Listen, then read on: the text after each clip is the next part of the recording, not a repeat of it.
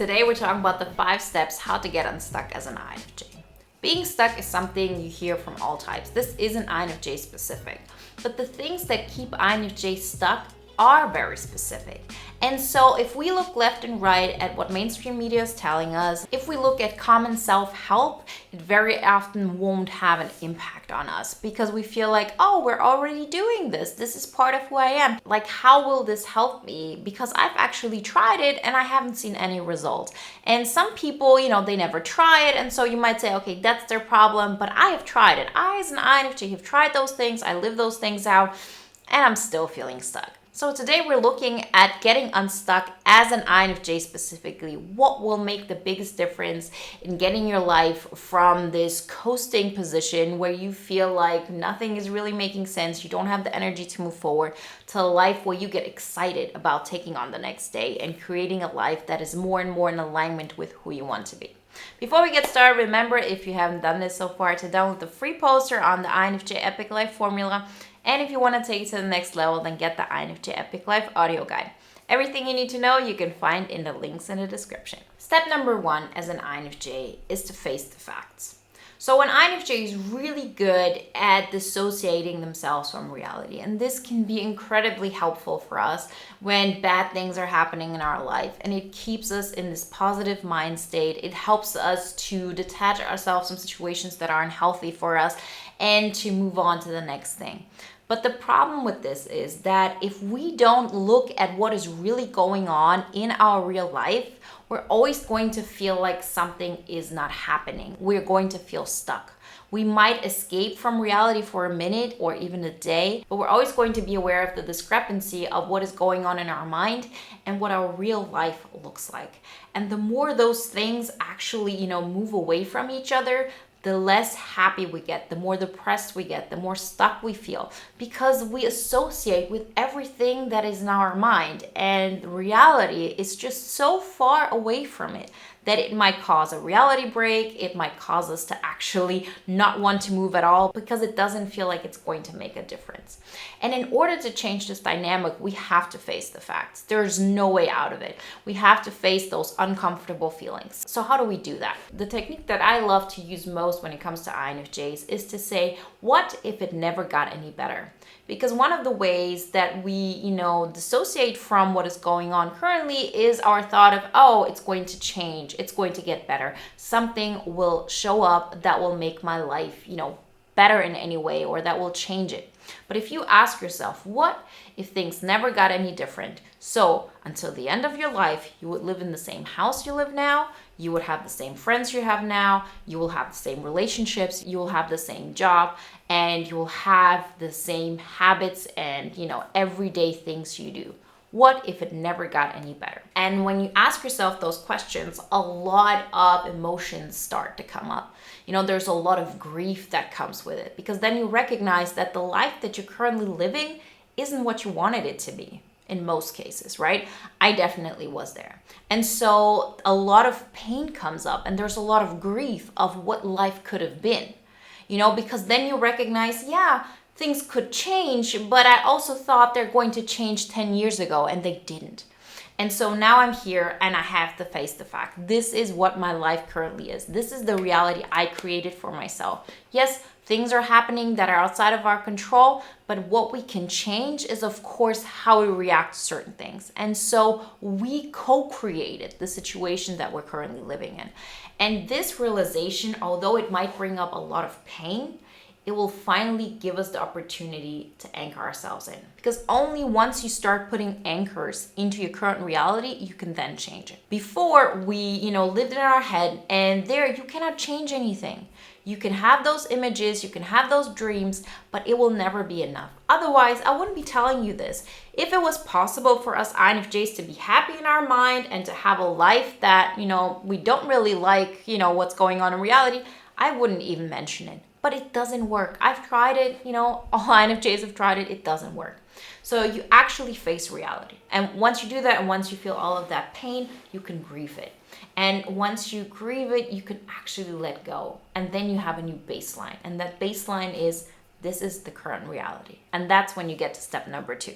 which is you change the story around it. So this is an incredibly important aspect that a lot of people do not get. But for us INFJs, this is specifically important because we are so impressionable. The stories we tell to ourselves make such a big difference for us. It's not even funny. And so the point is we have to look at it from a perspective of how can I be proud of what I've created? Is there a way for me to look at my current situation and, feel gratitude, feel proud, feel excited about what I have created? And the answer is yes. Although you might not feel like it, there are, I don't know how many people on this world who would love to be in your shoes, who would have loved to have the strength that you have in order to have been able to get your life to where it is right now. And that's what you have to look for. So it doesn't mean that you should compare yourself to others, but it should just show you that you can look at the situation always from both sides. And one of the things I've told myself over and over again when I first started my transformational journey is, if I can't be happy about what I've created so far, how can I be happy and excited for what I will create in the future? We already have so much. And if I'm not going to be able to look at it this way, how am I going to be able to get excited about something that is more of that, right? It has to start here. And that's really how our mind works. If you look at something and you focus on what you like about it, you can expand this feeling. You can make it better. But if you focus on what is not working, you're going to expand your life in that way. It's just facts. There's no way around it. So if you look at your life and you say, I'm so proud of myself that I can make sure that I have a roof over my head, that I have enough to eat, that I can pay my bills, that I'm able to educate myself, that I, want to learn, that I'm into personal development, that I'm working on myself. The more you really start changing that narrative, the more you're going to be excited about the person you already are. And this is definitely a necessary component to moving in another direction. Because you can imagine it like this. Before, you were spinning around without making any movement. And now, once you anchor yourself in, you have to find a new direction. And that direction has to start with gratitude, with being proud of yourself, but being excited about what you're creating. You have to become your own hype man, your own cheerleader. And this is something you can journal about, you can tell yourself, you can record yourself. It doesn't matter. It's just a matter of make it visible to yourself, repeat it to yourself, live it. Step number 3. Focus on improving the current situation instead of comparing it to your vision. So our vision is our North Star. It should be there. It should be like this, great image of how fun things could be and how amazing they could feel. But remember, this is a vision. This is something that in itself is not what is going on in reality. And this can be our guide. This can show us in what direction to move towards. But as long as we always focus on how our current life falls short to it, we're never going to get any satisfaction. We're never going to get happy, and we're not going to make any progress. How we're going to make progress is to start focusing on who you're becoming, who you weren't last week or last month or last year. What kind of improvements have you made? And they can be minor. It doesn't matter. It's always a matter of perspective. So what? You haven't been able to create your dream life within a year? Okay. But why don't you focus on the fact that you are so much better than you were last year? You're so much happier. You're so much more content. You're making such progress. We have to start focusing on how we're improving. That's why things like tracking are so beneficial, because they show us all the progress that we're making. When so often we lose sight of that, because the only thing we're thinking about is how we're still not, the perfect image of what we want ourselves to be. We're never going to be that. Rather look at the improvements that you're making, and they might be marginal, but trust me, these marginal gains will add up. Step number 4, get used to failing, and also failing in front of others. Very often, the fear of failure is holding us back, particularly us as INFJs, because failure isn't so much about, I'm going to take on this task and then I'm not going to be able to make it happen. But it seems like the way we show up in life, if we're not really able to create everything that we want to be and to be that version of ourselves that shows all of our great qualities, and people then look at it and say, oh, that's not good enough, we will feel like we've ultimately failed. We're not worthy. We're nothing special. We were fooling ourselves in thinking that we carry a gift. But that's not the case. We have to get to a place where we recognize that no matter what people are saying left and right, no matter what they're looking at, you already are enough. You already have this gift, if people recognize it or they don't. Because we can never actually tap into our gift if we're looking left and right into how people are going to react towards it. So how do we get to this place? How do we get to a place where we get so used to these failures and we get so used to the fact that we're already worthy enough that we don't even look left and right and we stop being afraid of the judgment? We actually face it. We recognize that no matter what we take on, it will suck.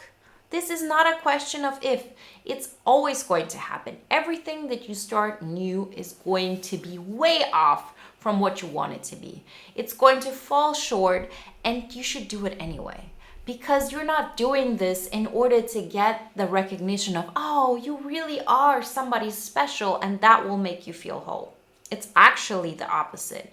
It's actually that you face your own judgments and that you say, okay, I have all those judgments towards me and maybe others do too, but that doesn't change the fact that I am tapping into my gift. That in itself is what I'm proud of, and not for the result I'm creating. The result is going to get better and better with time, but you're not doing it for the result. You're doing it because of the person that you're becoming.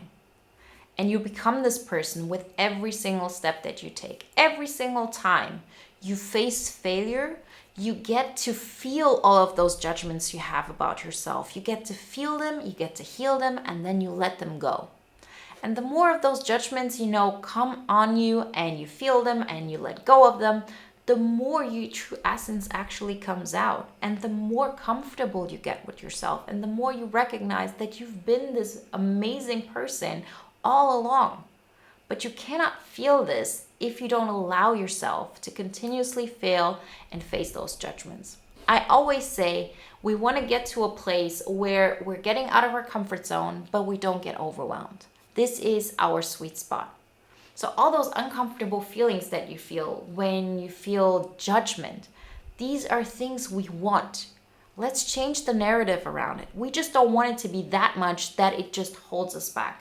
So look at what kind of step you can take on that will get you out of your comfort zone, but it won't overwhelm you. You really get to this place of happiness, abundance, and being, happy with yourself by going failure, failure, failure, failure, failure, knowing that this is part of the process and that those failures don't define you, but the fact that you keep going. And most important, that you don't keep going in the hope that one day somebody will see your value. Because taking one more step after, having fallen down is just the thing that proves to yourself that you care about yourself. That you say, I'm betting on you. I don't care if people see it or not.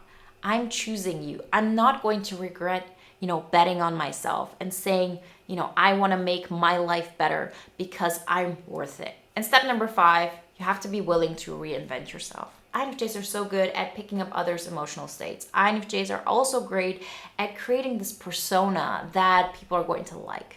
We do this on a subconscious level just because we can. And once you say, I'm willing to reinvent myself, I'm willing to make choices that will make me happier in the long run, I will change the things I like, I will change the things that, I do on a daily basis. That means that we give up an image that we used to hold on to. And yes, again, we will face judgment because of that. Because then all those people who looked at you and said, oh, that's a person that I like, will recognize that you're more than, this facade you showed to them. But if we want to get unstuck in life, this is a necessary step.